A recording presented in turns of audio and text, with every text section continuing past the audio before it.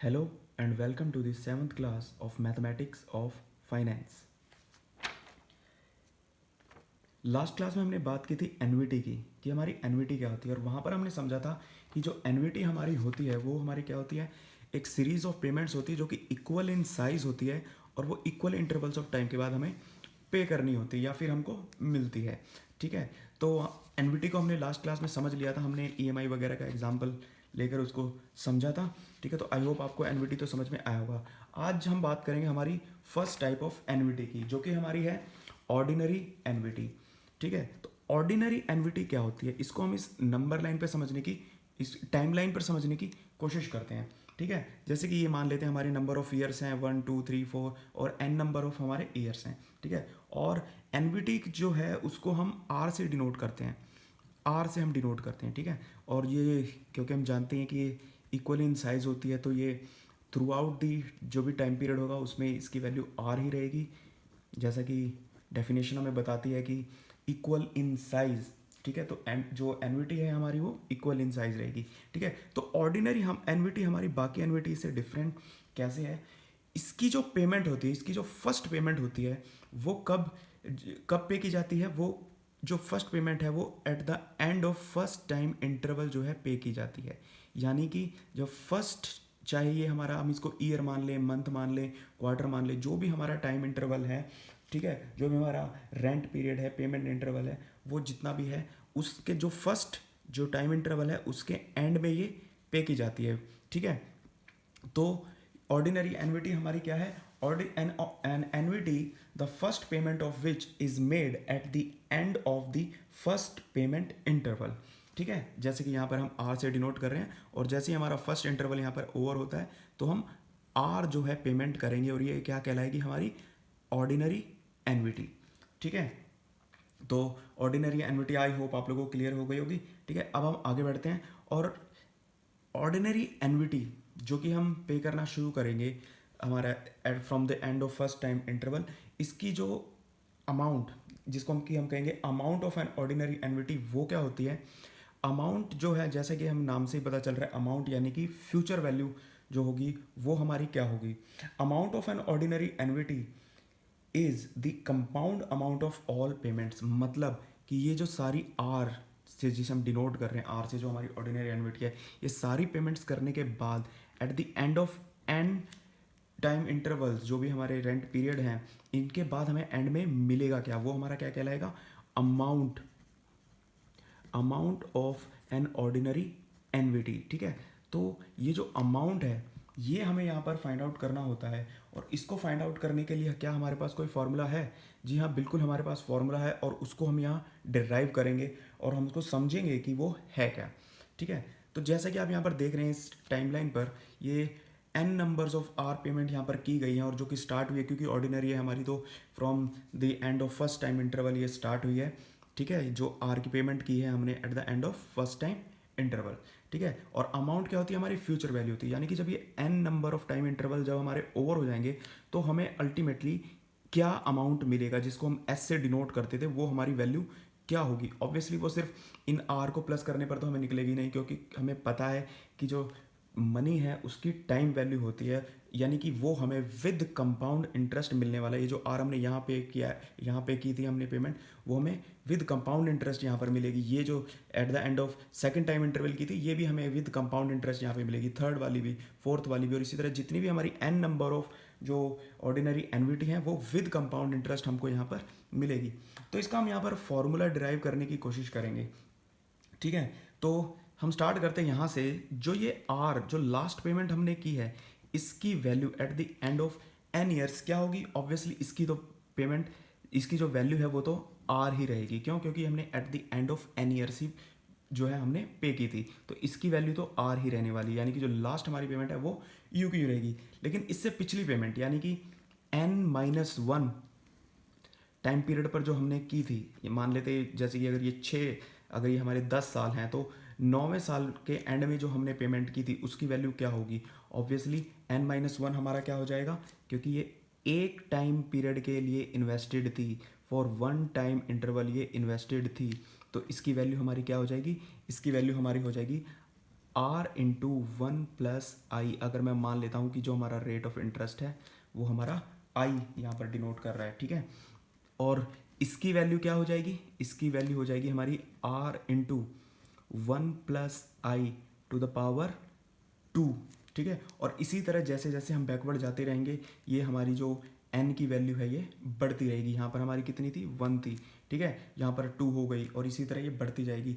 और अगर अब मैं बात करूँ कि ये जो हमारा r है, जो जो हमारी पहली एनवीटी ऑर्डिनरी एनवीटी हमने पे की थी, इसकी value at the end of n years क्या होगी, तो उसके लिए हम यहाँ पे उसकी वैल्यू क्या होगी, ये कितने टाइम पीरियड्स के लिए इन्वेस्टेड था। टोटल जो टाइम पीरियड है वो कितना है हमारा, n नंबर ऑफ जो हमारे टाइम इंटरवल हैं, ठीक है। और ये कितने टाइम के लिए यहाँ पर इन्वेस्टेड रही है, ऑब्वियसली ये टोटल n है। और ये क्योंकि eight the end of first interval जो है हमने इसकी पेमेंट की थी, तो ये n-1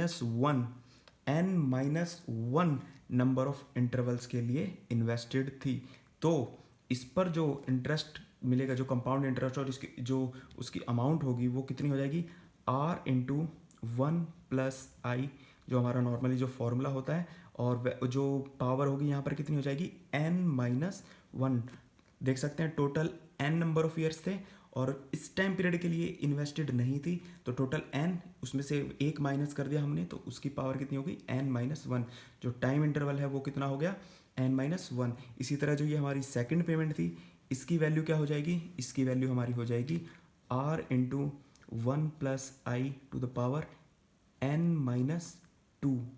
इसकी वैल्यू हो जाएगी n-2, हमारी इसकी वैल्यू हो जाएगी। और इसी तरह ये जैसे जैसे आगे बढ़ता जाएगा तो n-3, n-4 और इसी तरह सब जो भी कंपाउंड इंटरेस्ट के साथ जो हमारा अमाउंट होगा वो हमें मिल जाएगा इसी तरह, ठीक है।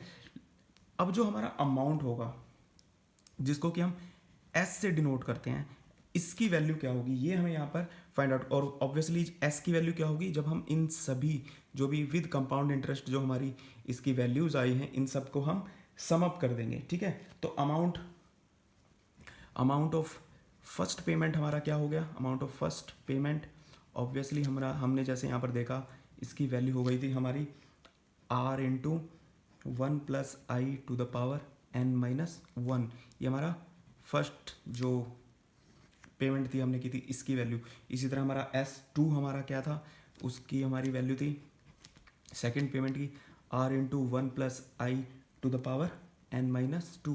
इसी तरह n नंबर ऑफ पेमेंट्स हुई, उसके बाद हमारा जैसे Sn-1 हमारा क्या होगा, इसकी वैल्यू हमारी हो जाएगी r इंटू 1 + i, ठीक है। ये आपने देखा था, ये n-1 जो टाइम इंटरवल पे हमने की थी उसकी वैल्यू थी r इंटू 1 + i।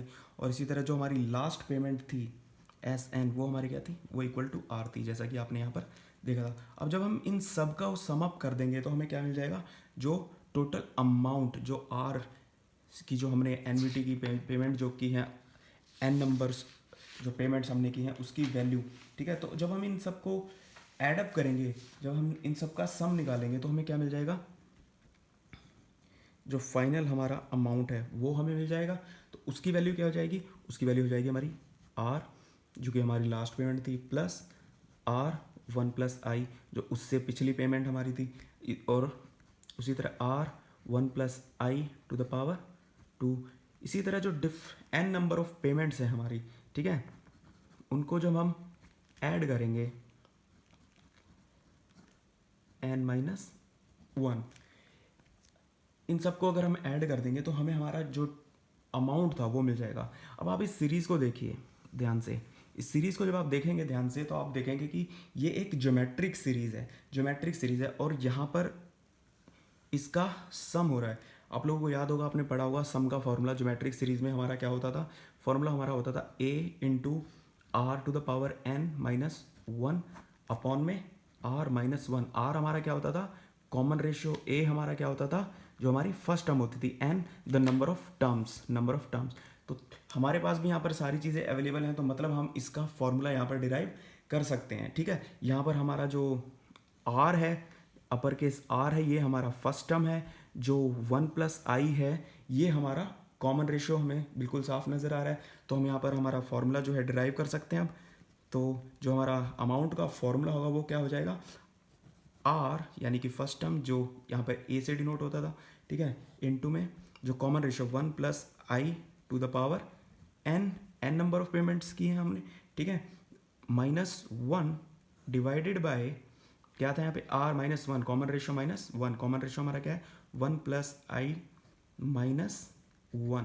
तो ये यहाँ पर हमारे को फॉर्मूला मिल गया है अमाउंट का। इसको और भी सिंप्लीफाई करेंगे तो ये हमें मिल जाएगा 1 plus i to the power n -1, और इसको जब हम ब्रैकेट ओपन करेंगे तो ये रह जाएगा यहाँ पर आई। तो ये हमें यहाँ पर हमारा फॉर्मूला मिल गया है अमाउंट ऑफ एन ऑर्डिनरी एनविटी का, ठीक है। और ये जो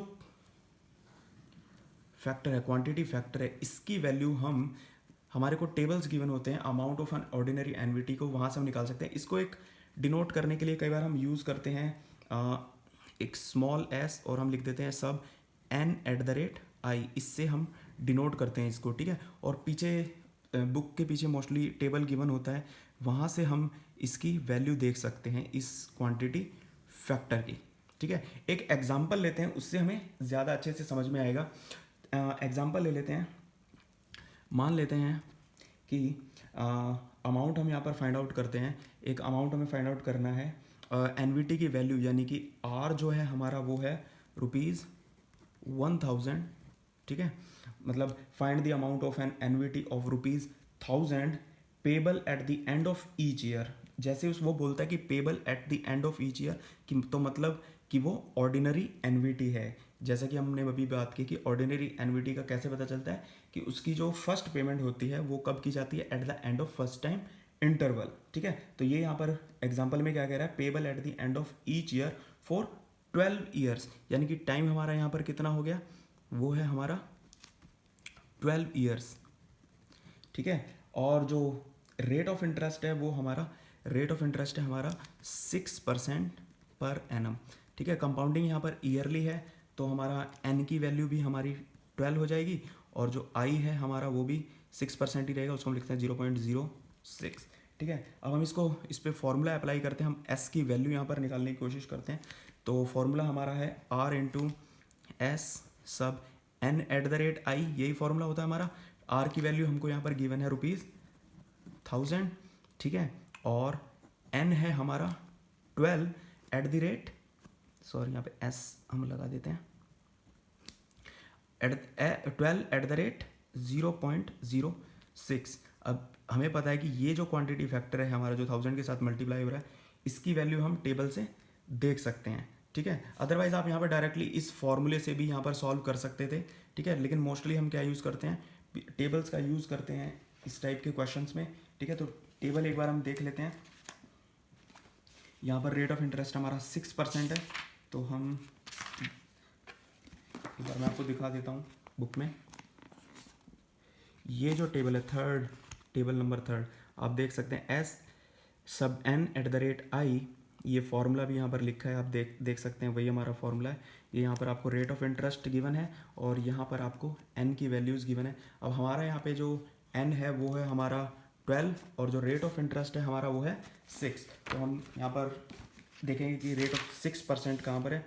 6% के लिए हम आगे जाएंगे,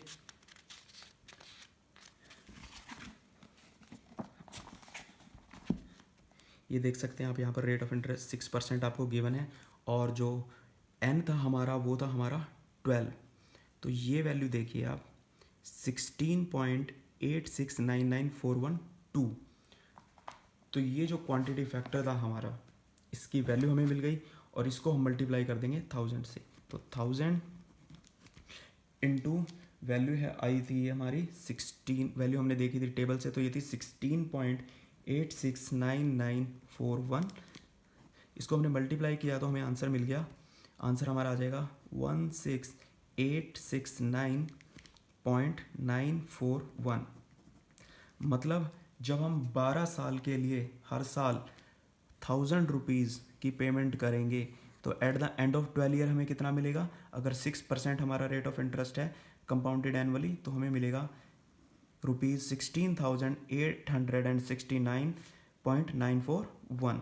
ये हमें amount at the end of 12 years मिलेगा, ठीक है, आई होप आपको समझ आया होगा। एक और एग्जांपल लेते हैं इसको और अच्छे से समझने के लिए। देखिए आप यहाँ पर इसमें यहाँ पर फॉर्मूला भी अप्लाई कर सकते थे। 1000 इंटू 1 प्लस आई 0.06 था हमारा, और एन की वैल्यू थी हमारी 12 माइनस 1 अपॉन में हमारा क्या होता आई यानी कि 0.06। इसको सिंपली भी आप यहाँ पर सॉल्व कर सकते थे मल्टीप्लाई करके, तो भी आंसर आपका यही आने वाला था। ठीक है, एक और एग्जांपल लेते हैं।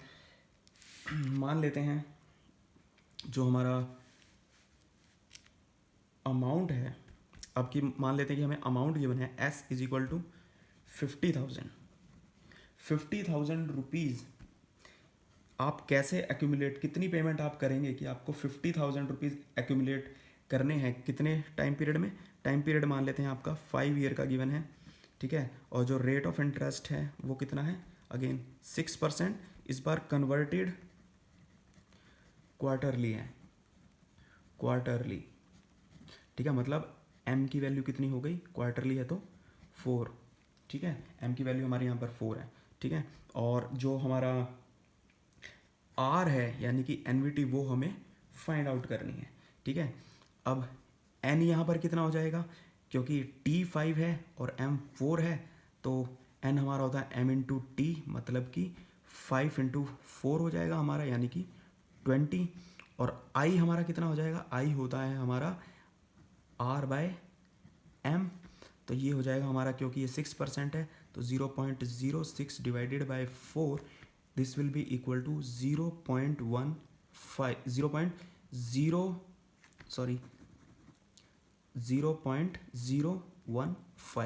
ये हमारा जो है आई हमें मिल जाएगा, ठीक है।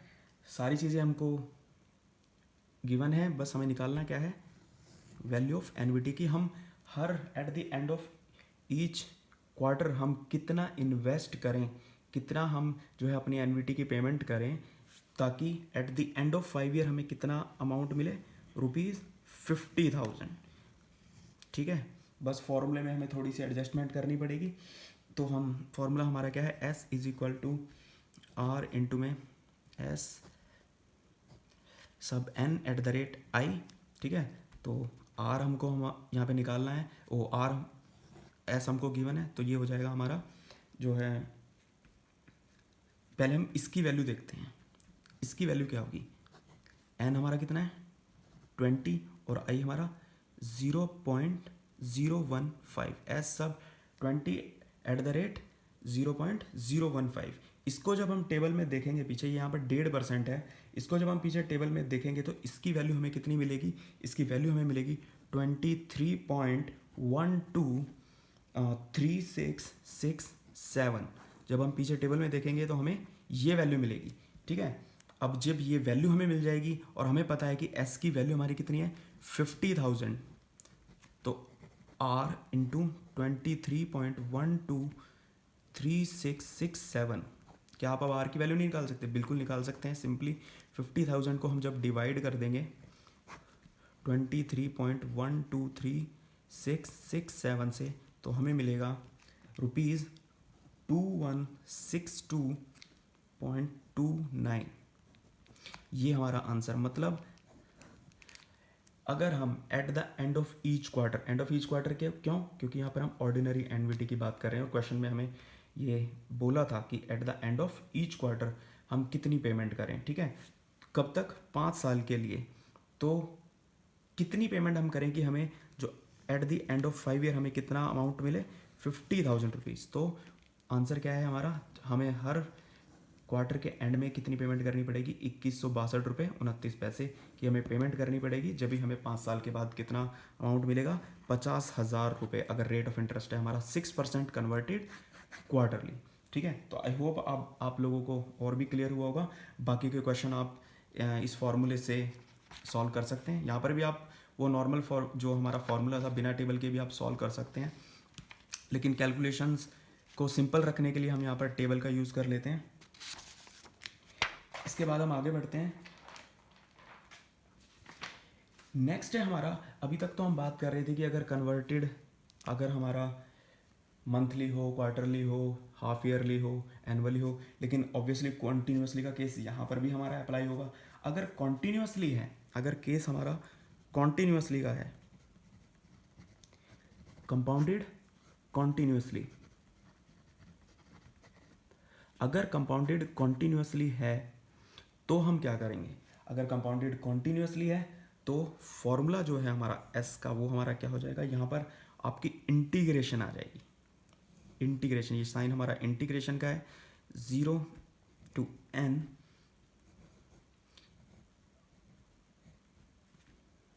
ये आपका फॉर्मूला हो जाएगा अमाउंट का, अमाउंट ऑफ एन एनवीटी, अगर जो है कंपाउंडिंग जो है हमारी कॉन्टीन्यूसली हो रही है।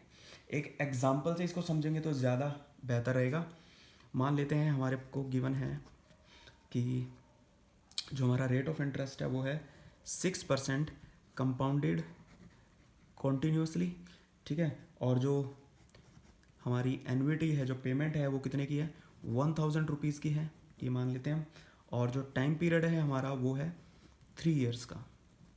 तो हमारा जो एस है यानी कि अमाउंट कितना होगा, ठीक है, तो हम यहाँ पर फॉर्मूला अप्लाई करते हैं, एस इज इक्वल टू कितना हो जाएगा हमारा 0 to 3 ईयर, टाइम पीरियड कितना है 3n, जो है यहाँ पर क्या डिनोट कर रहा है टाइम को, ठीक है, तो 3 साल है तो 3 हो गया हमारा, और जो आर है हमारा वो कितना है, वो है हमारा 1000, और जो ई पर जो पावर है वो क्या है आर और टी, और आर हमारा कितना है 6%, तो हम इसको लिखते हैं 0.06 हम लिख सकते हैं, तो 0.06, और ये हमारा टी, ठीक है, और साथ में हम लगा देते हैं डी टी, हमारा इंटीग्रेशन यहाँ पर हमें लगाना पड़ेगा। इसको हम अब सॉल्व कैसे करेंगे, उसके लिए आप लोगों को पता होना चाहिए कि जब हम ये जो हमारा फॉर्मूला इसको हम सॉल्व कैसे करते हैं, एक्सपोनेंशियल को, ये इस टाइप का है, जो हमारी प्रॉब्लम है ये इस टाइप की है, इसका इंटीग्रेशन हमारा क्या होता है, इसका इंटीग्रेशन हमारा होता है 1/a इंटू में e⁻ ax प्लस सी हमारा जो कांस्टेंट हमारा होता था, ठीक है, इंटीग्रेशन, आई होप आप लोगों को याद होगा, ठीक है, तो ये यहाँ पर हमारा अप्लाई हो रहा है। तो जब हम इसको सॉल्व करेंगे तो एस की वैल्यू हमारी क्या हो जाएगी, एस की वैल्यू हमारी हो जाएगी 1000, इसको अब हम इंटीग्रेट कर रहे हैं तो ये ए जो है नीचे आ जाएगा, तो ए हमारा कितना है यहाँ पर 0.06, तो ये नीचे आ जाएगा इसके 0.06, और अंदर क्या रह जाएगा हमारा, अंदर हमारा हो जाएगा ये e⁻ 0.06 t, और यहाँ पर हमारी वैल्यूज़ कितनी थी 0 और 3, ठीक है, अब इसको हम सॉल्व करते हैं, 0.06, और ये हमारा अब क्या हो जाएगा, t की में हम जो हमारी 3 और 0 इसकी हम वैल्यू रखेंगे तो ये हमारा हो जाएगा यहाँ पर t की वैल्यू रखेंगे 3, तो ये हो जाएगा 0.18 माइनस फिर 0 रखेंगे तो कितना हो जाएगा e⁻0, यानी कि, और इसको हम सॉल्व करेंगे तो ये हमारा हो जाएगा, ये हमारा हो जाएगा 50,000 डिवाइडेड बाय 3, ठीक है, और ये हमारा हो गया ई टेबल में जब हम इसकी वैल्यू देखेंगे इसकी, तो ये है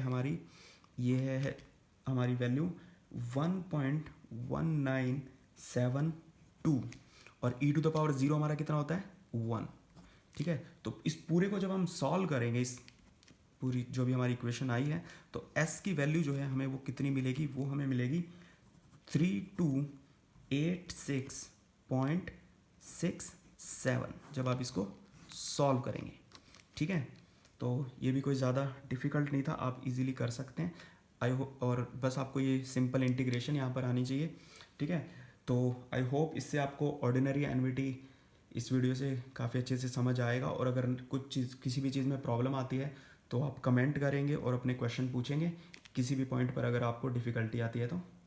थैंक यू।